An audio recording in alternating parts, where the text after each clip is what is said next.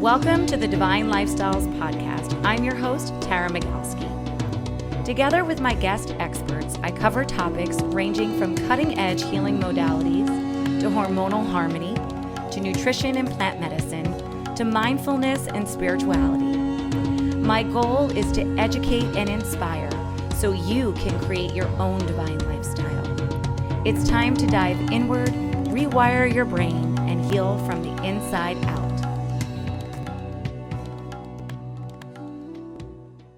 Hey, beautiful soul fam.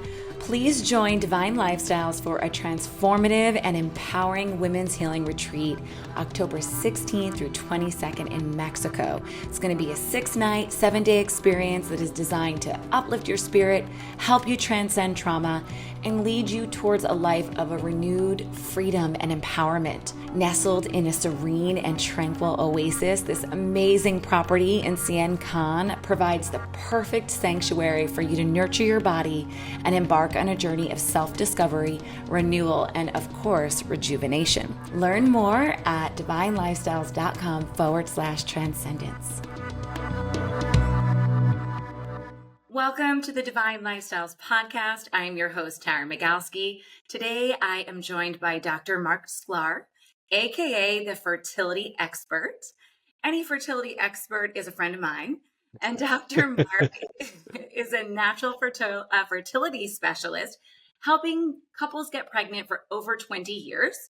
In addition to his Doctor of Acupuncture and Oriental Medicine, he is trained at Harvard Medical School, Mind Body Medical Institute, and he is the creator of Fertility TV, which is how I found him, marcsklar.com and reproductivewellness.com, and a fellow of the American Board of Oriental Reproductive Medicine and a medical advisor for Symphony Natural Health. So you have got the accolades, Dr. Marc. Thank you so much for being here. Thanks so much for having me. I'm excited to have this conversation with you today. Yes, and as I said, I found you on YouTube. So I'm super excited to see the power of social media and talk with you today. And I'm just going to get right into a really tough question. Let's do it.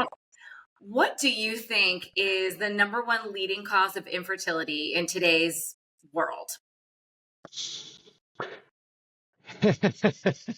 Yeah, you didn't mess around. That's a good one. It's hard to say if I think that there's really one specific thing. I think for all of us, it's really different or can be very different depending on our unique situations and our genetic makeup and so forth. If you're going to press me for one thing, I would say today, the one thing that I think is one of the leading issues and concerns for all of us, certainly for all health, but we're talking about fertility today, is our environmental toxins and chemicals. I mean, it's something that in the last year or two, I've just been talking a lot more about. And that's because I've seen so much of an impact with those chemicals and how they're impacting fertility, that it's just something I can't ignore. None of us should really ignore it. And it's something that's really pervasive in our communities and our culture and our environment. It's really difficult to get away from. So it's more a matter of how do we manage those things now moving forward versus how do we get rid of them entirely? Because I don't think that's really possible. So I would say that's the number one thing today, although there's always other things that are going to impact fertility and reproductive health. Yes, of course. I've been seeing a lot of, gut health being an issue. Yep, absolutely. Nutrition, gut health, and environmental toxins, for sure. That's what I kind of thought you were going to go towards. So I'm glad you did, because over my 4-year journey of fertility struggles, those are the things that I keep getting kind of pointed back towards. So I wanted to learn a little bit more about what you do and what is different about your approach to fertility.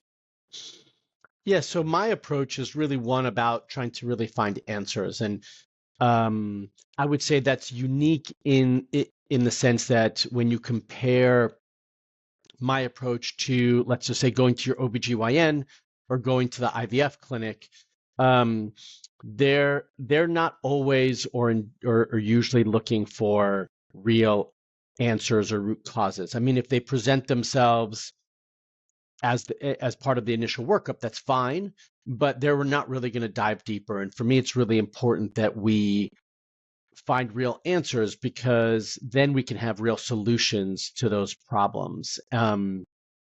The current system, the current fertility treatment methods that are being used basically utilize a catch-all as the solution, and that catch-all is IVF. And I don't have an issue with IVF, in vitro fertilization. I think it certainly has a place and has made a huge impact on couples' struggles to get pregnant since it was created. However, I do think that at least 50%, if not higher, end up using IVF unnecessarily or prematurely, and that's really concerning to me. I think there's no couple that I know of that wakes up or gets married and says, yes, we're going to have our kids using IVF. That's not what anyone really intends. And so my hope is that through the deeper investigation, through the understanding of what's going on with our bodies, our unique systems, and what can be done about them, that we can create a better environment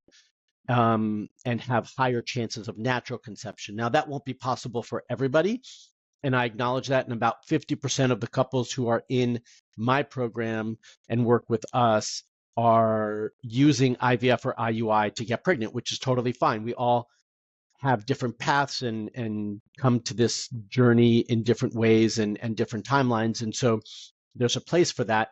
But even with that, I want to make sure that we're addressing the underlying issues, because that gives you a better chance to get pregnant, however you decide, whether it's natural or with IVF. And so that's really the main thing for me. And we started off that conversation with environmental toxins. That's something that's really never going to be looked at in your IVF clinic or your OBGYN's office. I mean, to them, that's not an important variable. That shouldn't impact things, and it's not something that you're trained in. So that's just the tip of the iceberg in terms of digging deeper. And you mentioned some other, big things that contribute to fertility. I've been a big proponent of looking and supporting digestive health for the last 20 years when it comes to reproductive health. And I inherently continue to do that and find huge results and huge benefit when we do that for couples. And so that's also not something that you're going to find in your OBGYN office. They're like, well, if you have digestive issues, go see the gastroenterologist, which is fine.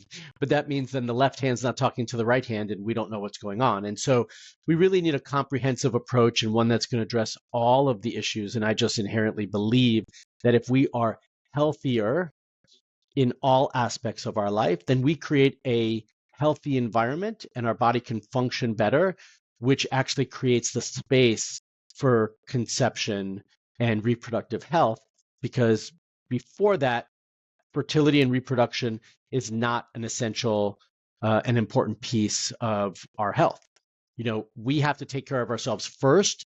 And once that's taken care of, then the body creates this environment that says, yes, you're healthy, you're fine, you're safe. Now you can reproduce. But up until that point, that's not a priority. So that gets pushed down because all these other things are much more important to our day-to-day life and to, just regular health and living.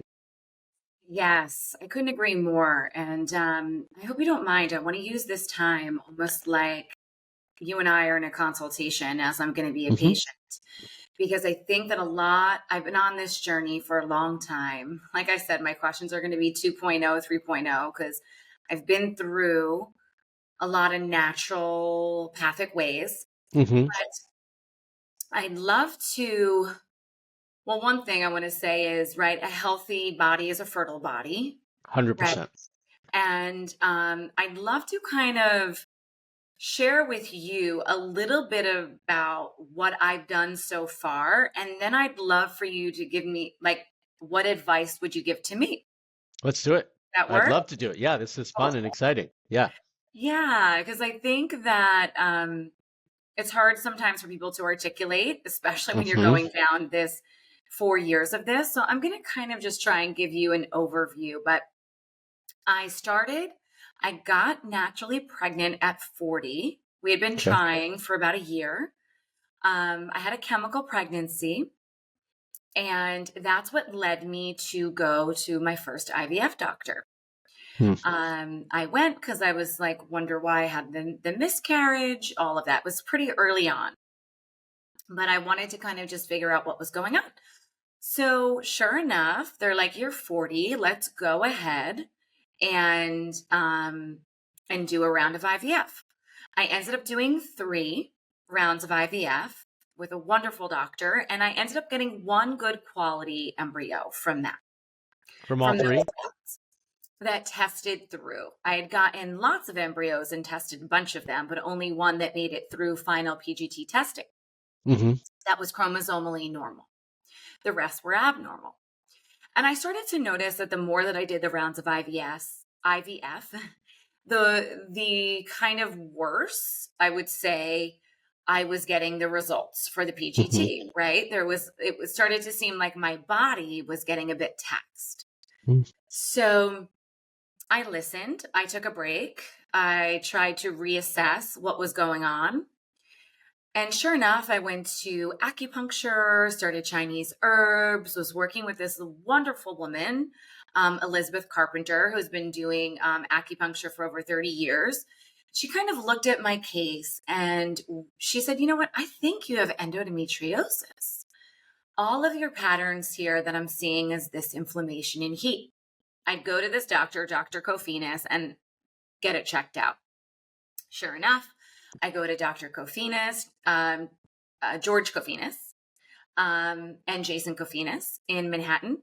And sure enough, I had a fibroid, which I knew about, that wasn't getting much bigger, that I had radio frequency ablation on many years prior.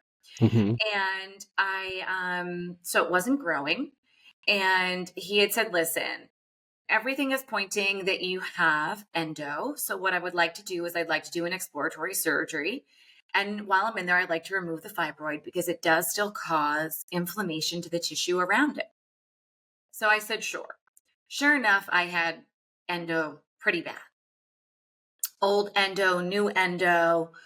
And so very happy to have had that surgery, had that done, did 2 more rounds with Dr. Jason Kofinas. Right after I healed from my surgery, and didn't get anything that tested through normal, but then got pregnant again naturally and lost the pregnancy around 10 and a half weeks. So I was far enough along to where it was a real painful miscarriage.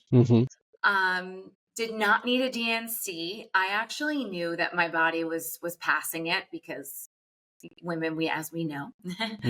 Yeah. And then I started really going, on a deep dive natural after that. So that was when I was 42 and a half, the beginning of last year. And of 2023, actually.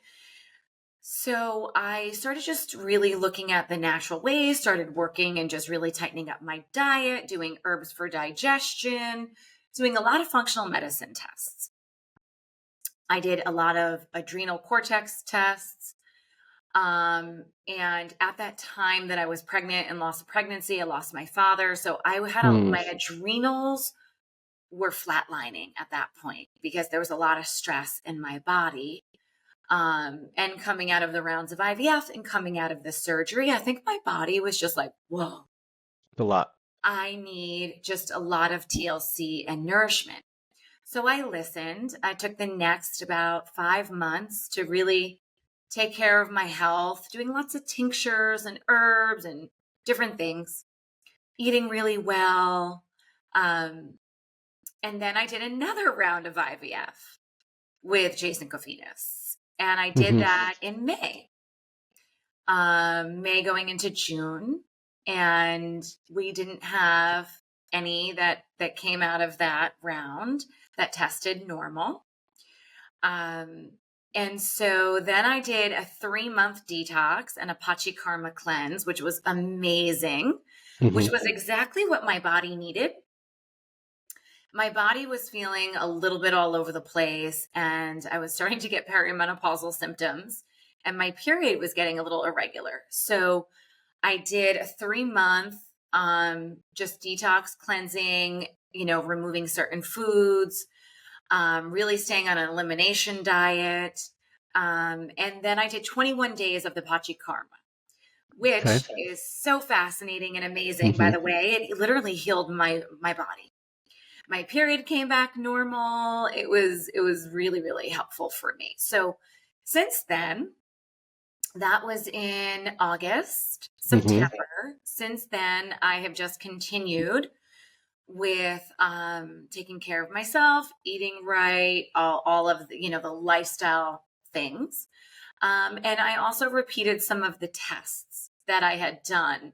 I did a lot of functional medicine tests, some last year, and then I did some like 5 months later. Okay. And it was looking like things were getting better, right? My adrenals were getting more stable. I just did another GI test, so I should have those results this week. Um, so I did like a basic food panel test, but for someone like me Hmm. who has been through this, one last thing I'd like to say is I met with a couple fertility doctors in Panama yesterday, and they're working a lot with stem cells. And they Hmm. looked at all of my tests and all of, my functional medicine tests, and they said, the one thing that I'm not seeing here that I'd like to test is to find out if your antibodies are rejecting your husband's proteins. Hmm. And they're interested in like a lymphoma therapy. I don't even know if I'm saying it correctly, some sort of lymph therapy. And there's a possibility of me going out there to do that next month. And they were saying, you've done so much, you're doing so much. It seems that maybe there is something going on with your body rejecting your husband's proteins, which Hmm. is why, you're not getting the embryos aren't really making it. And he also said, I wouldn't even recommend not testing if you're going to do any more rounds of IVF, because a lot of times they can really correct themselves. Hmm. Um, but he was a big proponent of me coming down there and maybe even doing some stem cells to help heal my endometrium lining. Hmm. But I'm currently doing placenta tinctures right now. I was given from a midwife. I was given half of a donated, someone donated a placenta for me. Okay.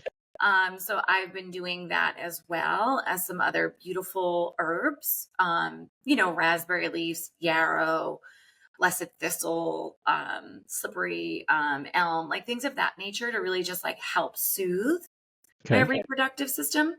So with all of that said, for someone like me, what would you say or suggest that I do differently?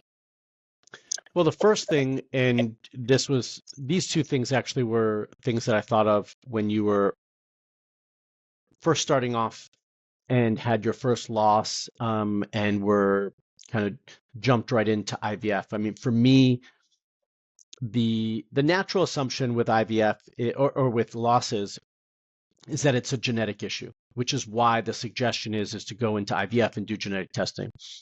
Yeah. Um, that's fine if we know that that's actually the case.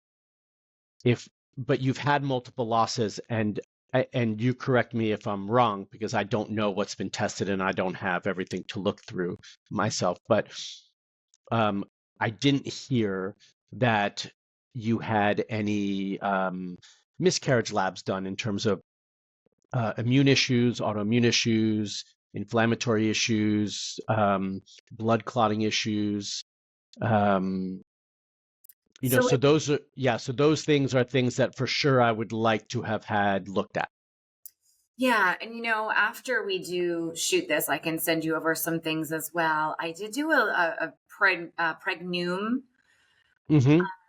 deep testing, and they saw Yeah. some biomarkers. Okay. So for transfer, right? They were like, we would have you on a certain protocol to transfer the embryo that you Yeah. have. But they said that they did see some low grade inflammation, Hmm. but Yeah. they So were the saying that was the endo. I mean, it could have been. It's hard to know. But I don't think that can be ignored, and I don't think that could be ignored even when you're trying naturally. So maybe their protocols from an IVF perspective wouldn't be appropriate if you're trying to conceive naturally. And when you get pregnant naturally, it doesn't mean that those things should be ignored and shouldn't be supported in some fashion. So, it Yeah. sounds like lifestyle and diet wise, you are doing a good job of managing inflammation, and everything else you're doing should support your immune system. But that's definitely something that I would look at a little bit more closely and see what needs to be supported there. Um, Often with endo, there is an immune issue at play. And so that's also why I thought about that. And often with endo and immune issues, you have gut issues. And so I'd be curious to see, I didn't see your previous stool test. I'd be curious to see your new one and see what's progressed and improved, but obviously supporting that because that's the foundation for your immune function. And so we really need to make sure that ongoingly your digestive system, your gut health is on point to help manage all the things we've been talking about.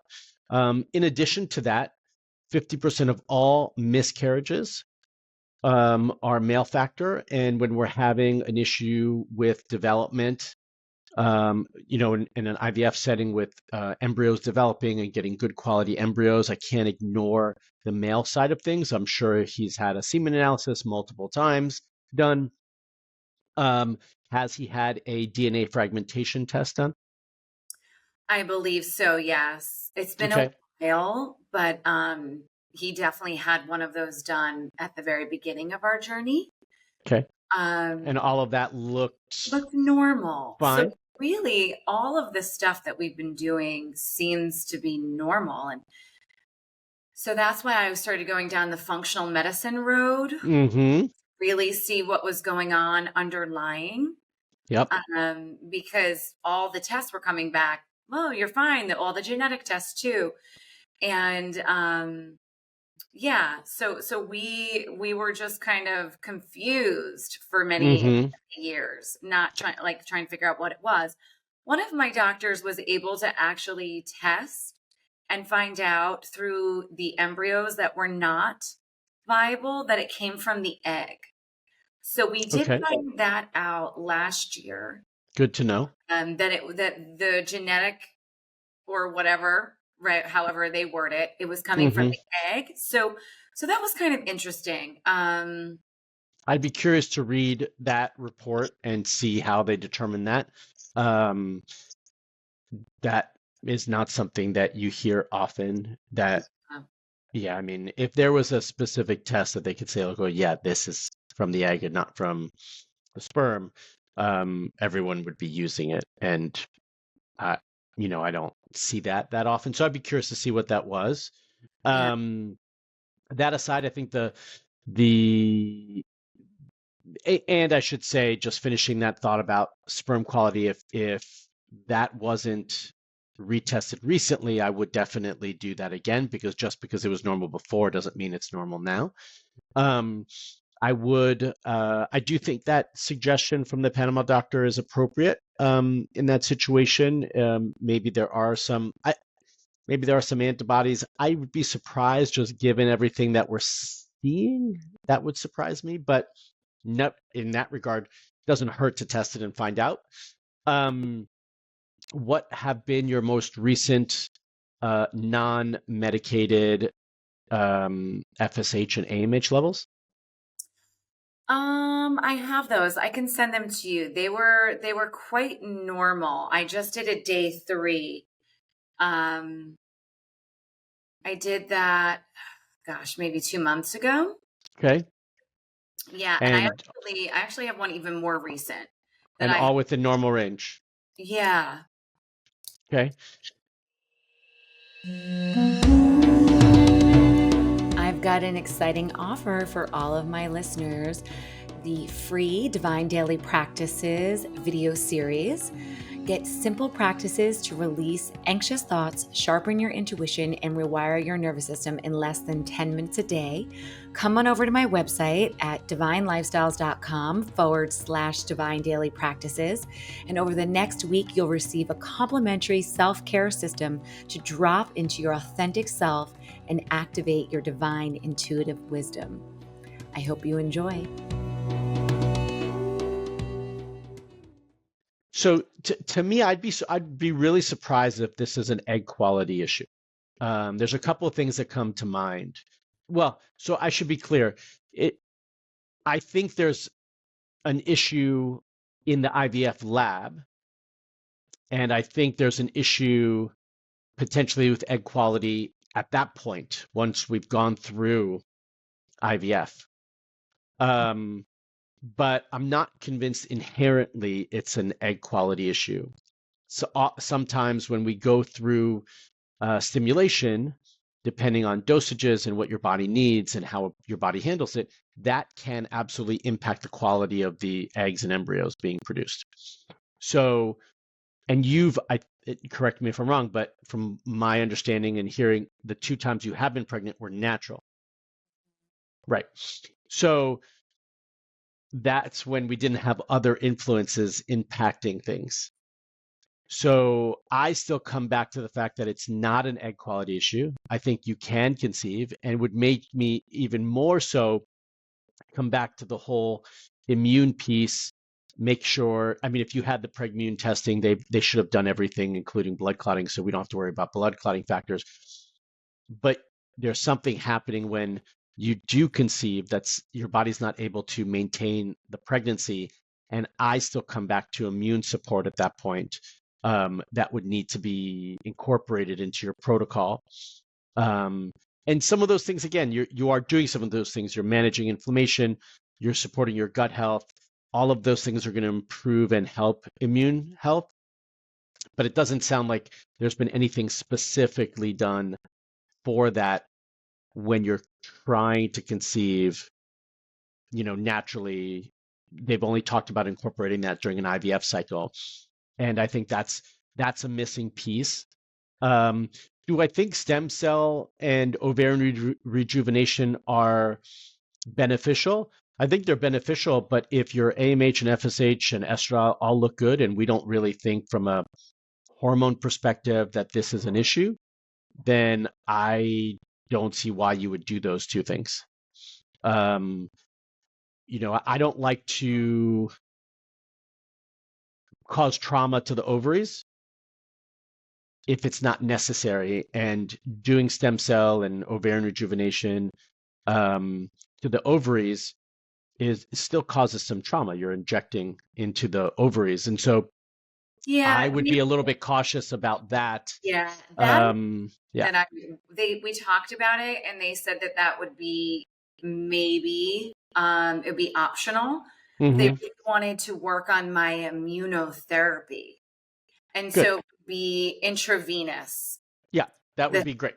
Yeah, and so it wouldn't be into my ovaries. That would be something separate. Yeah, and but more for everybody listening, because most of the time when someone's talking about stem cell or ovarian rejuvenation, mm-hmm. And they're talking about fertility, it's all directly to the ovaries. And so in this situation, if your AMH and FSH looked healthy, I would be cautious to do something like that. Not just for you, but for anybody listening. I think there's definitely a place for that, and I'm not sure that this is a time for it. But you could incorporate other things to support egg quality if you felt like we needed it. Light therapy, laser therapy, hyperbaric chamber. Those are all things that I think could be done and wouldn't have any negative impact on the situation, and hopefully would only help and reduce inflammation to that point. So those could be things that you could consider adding in, again, without looking at all the labs in front of me and looking at hormone levels and your whole history. You were talking, I was like, oh, I wish I had a piece of paper to to take notes to remember everything. It's difficult to say exactly how I would approach it, but those are definitely some of the things I would look at and consider. Yeah, yeah. So, do you think that stem cells would be beneficial though? Just for immunotherapy for someone like myself, IV wise, IV wise? yeah, yeah, I think it could be. Yeah. My Yeah. intuition says that it could be very helpful for me to hmm just heal my endometrium and also any inflammation throughout my body. Yeah, I mean, stem cells have a nice history of really lots of benefit, and I don't see why it would be something. I don't see why it wouldn't be something that could be beneficial for you. So when is the perfect time to consult a fertility coach? Well, I always think sooner rather than later. But certainly in a situation like yourself where you've been down the road, you've consulted with a lot of different people, and you're in a place to kind of make some key decisions for yourself and want to make sure that something hasn't been left out or missing, then I think that's also appropriate. But in general, I prefer sooner rather than later. What tends to happen is that someone has tried all these things and then they reach out kind of as their last resort. Um, that makes it's fine. It just makes it can make things a little bit more challenging. I prefer that we are incorporated into the greater process, and not just thought of as like a last ditch effort, but more as a piece of the puzzle to empower and support couples to make the right decisions and look in the right areas, and to find real answers so that they hopefully spin their wheels a little bit less, that they get the answers they need faster, that they get the results that they need a little bit faster, and that they learn how to be advocates for themselves. Like my goal when we support couples is that we're an advocate for you. Like I want you to get the results that you deserve, regardless of what path that is. And to me, that's beneficial because I'm not making a recommendation to somebody because there's financial interest at hand. I'm making a recommendation because it's what I think is best for that individual. And often what we find in the fertility world is we're making recommendations because there are financial interests at play. And these are the therapies that we can offer those individuals. And so, the assumption is, oh, if I'm walking into an IVF clinic, then you want IVF. Well, sometimes we walk into an IVF clinic because we just want information and an opinion and to learn more. But once we step into that office, we end up down this road that we didn't always think that we would go down. And for me, I really like to encourage couples to take a step back and really look at everything. And just like you said, you have this intuition for yourself that tells you, oh, this is a good path or it's not. And I think often that's ignored or subdued and suppressed. And there's a lot to be said for women's intuition, personal intuition, female intuition, whatever you want to call it. There's a lot to be said for it, and we need to listen to our bodies more and not less. And I think what ends up happening is that we question what we're hearing, we question what our body's telling us and what we think is right, because it might veer from the conventional perspective, or you've heard a certain viewpoint over and over and over again, so it suppresses what your body's telling you and you ignore it. And I think this is really a place where we need to have more perspective and more understanding and viewpoint. And I want to really empower couples to be able to do that regardless of what path they choose. It needs to be the right path for them. And so I think in terms of working with a coach, it's something that I would really encourage everyone to do sooner rather than later, to help them through that process, to help guide them to make some of those decisions and to empower them to make the decisions that are best for them. So, what type of services do you offer at your clinic in San Diego? Yeah, my clinic in San Diego we have a team of providers where we offer naturopathic medicine, functional medicine, and Chinese medicine. Those are the main tools that we offer in the clinic. My coaching practice is separate from my clinic, which is often confused just because people call and see my information and whatnot. But if you were to call my clinic here in San Diego and say I live in Texas and I'd love to schedule an appointment with Mark, they'll refer you to my online coaching program to support. Yeah. Amazing. And tell us a little bit about the Hope Fertility program that you do online. Yeah, that's a coaching program where it's a hybrid of personal and group support.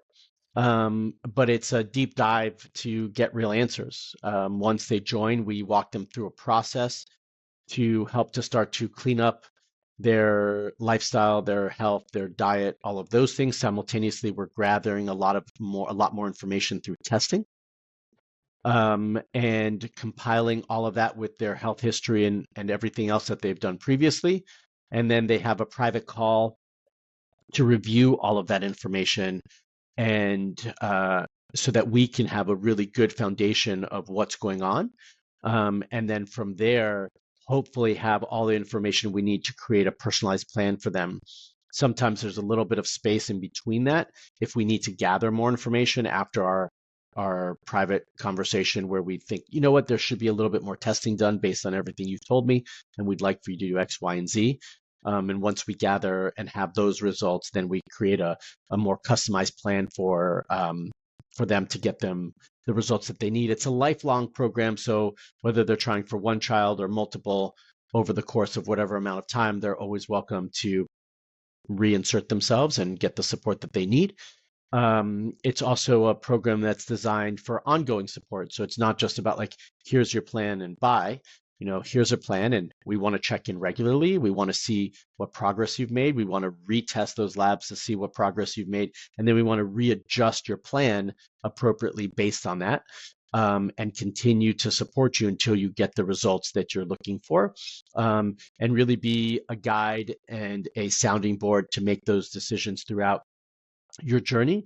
But also, if there's a crucial time to make and pivot through your journey to make the decisions of whether it's ovarian rejuvenation or IVF or egg donor, whatever is on your path, we want to be a resource and a guide to support you and help you make those decisions. And so we're there every step of the way.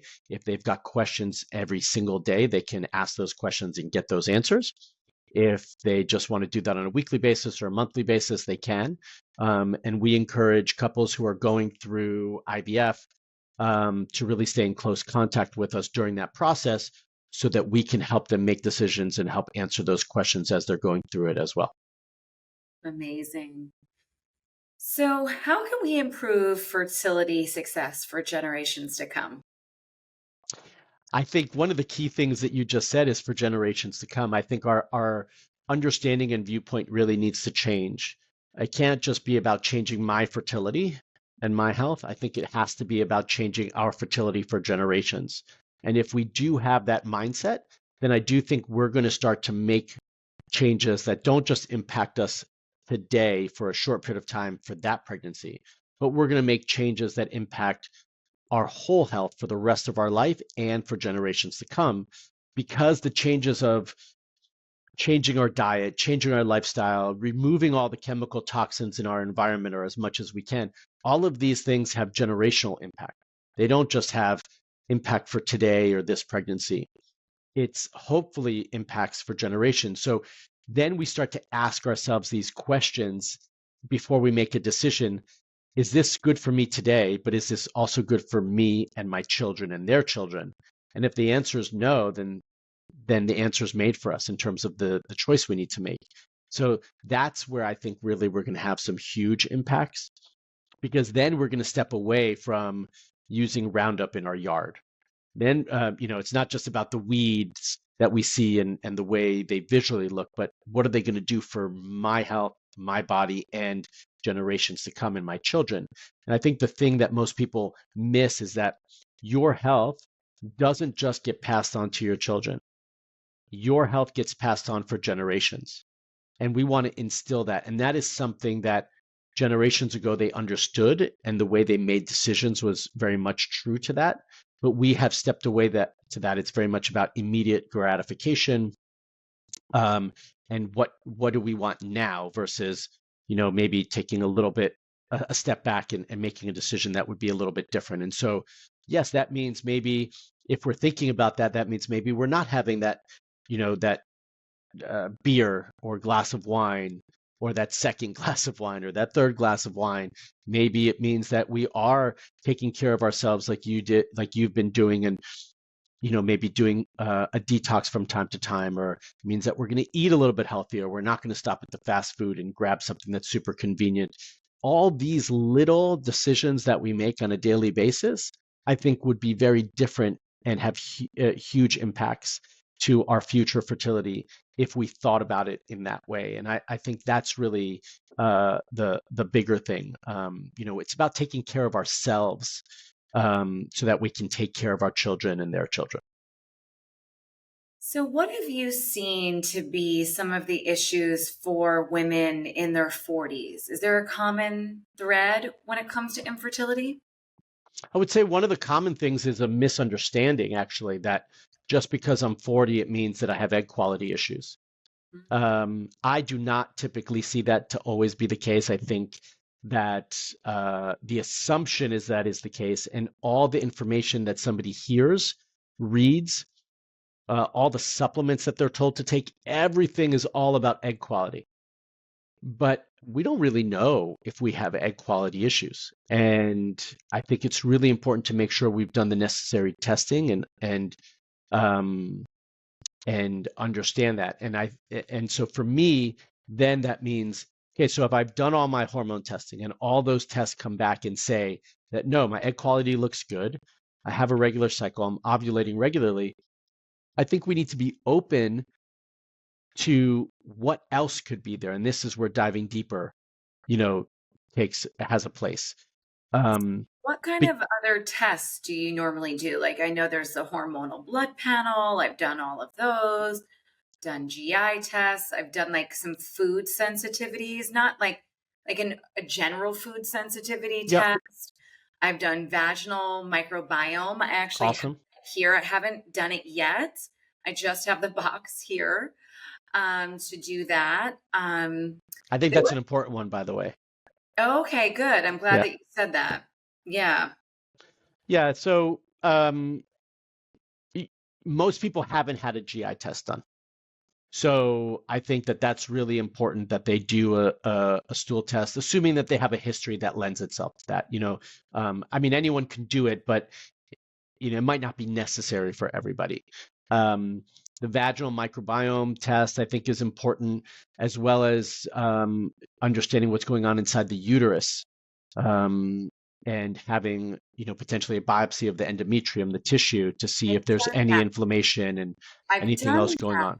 Yeah. And I think that I forget what that's called, but I've done that. And Good. they said everything looked pretty good. Great. I just was looking at my phone. There's one, the IgG food sensitivity test. Yep. A leaky gut test, and a gut pathogen test. Yeah. So the gut pathogen and the leaky gut test, I think, are essential. The food sensitivity test is not something I'm a huge fan of. I think that most of us have some sensitivities. If I gave you 3 or 5 different sensitivity tests from different companies, they'd all come back a little bit different. So it's just not my favorite for that reason. I think often we can actually look at our own diet, and determine probably what we're a little bit more sensitive to. And those are the things that we eat regularly, that we consume on a regular basis, and they're a part of our daily pattern, because we're creatures of habit. We eat the same things for the most part. So if we look at that, I think we could probably assess, and in general, I'm usually 70, 80% accurate when I do that. If I compared it to a food sensitivity test, I would really encourage people to just have as much variety as possible in their diet.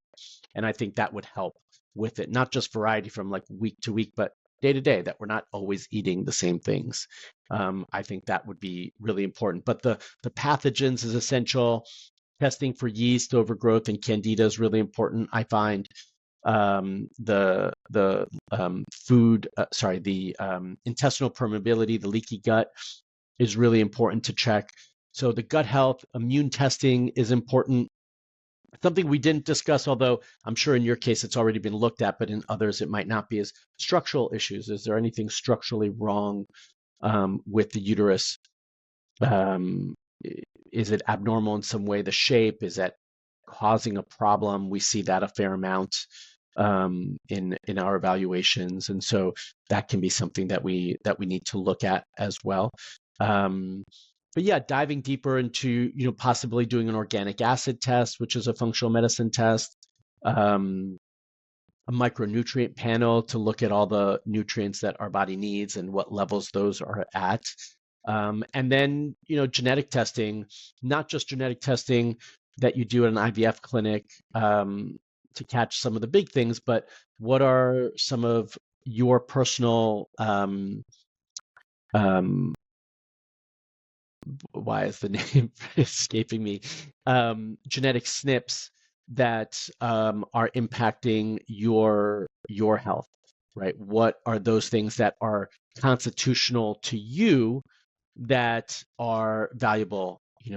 Can you absorb vitamin D appropriately, or is there something genetic that doesn't allow you to do that? Are you able to methylate, your folate, or is there something else contributing, right? There's lots of things in that area that these things are not typically tested at IVF clinics. Yeah. I just found out that I have the MTHFR. Yeah. Yeah. I don't methylate my bees. So now, so I have a specific one that I'm using. Right. But wow, this has been super interesting. I want everyone to check you out online. So I want you to tell people where they can find out about your work. Okay. Well, the way you found me is my favorite suggestion for everybody is my YouTube channel, Fertility TV. There's tons of amazing, what I think is amazing, really useful information for everyone to check out. And I think it's a really good place to start. Outside of that, I'm on all the social media platforms as the fertility expert, and you can always find me at my website, marcsklar.com. And then as we're closing out here, I just want to ask you to give anyone who's listening, including myself, just a piece of advice. What would be a nice piece of advice for someone like myself or anyone listening who's just been 7 rounds, 8 rounds, 9 rounds, 10 rounds of IVF, and they've been struggling for many years with infertility? What can you share some light, shed some gems of wisdom with us? I think a wonderful story to share in light of the example you just gave is a story of a woman that I've been supporting for some time. She went through 11 IVF cycles. She decided to do donor with a surrogate because of all the struggles she had. The surrogate went through, delivered, had the baby, and the month that she got her little one at home, she conceived naturally. And she's going to have 2 little ones. And I say that because to me, that just shows the possibilities and the potential. And I believe inherently that we can all achieve the goals of having our families and our dreams with the right support. And I know it's possible because I've seen it for the last 20 years over and over. So whether you've been through no IVFs or 11 IVFs or anything in between, I want you to not pay attention to anyone who's told you that you can't, you won't, it's not possible, and you need to think about other options, because every time someone's told somebody that, I've seen those things not be true and yield a healthy pregnancy. So I know what's possible. I know what can be achieved. And I think the biggest thing here is that we all have to believe it for ourselves now. And I would love for all of you to just start to believe that for yourselves and understand that it is possible. Thank you, Dr. Marc. That was beautiful. And what a wonderful way to close out our interview. It's been such a blessing to talk with you, and I look forward to connecting with you offline. Thanks so much for having me. I appreciate it. Thank you for listening to this episode of Divine Lifestyles Podcast. Don't forget to subscribe, rate, and review us wherever you get your episodes.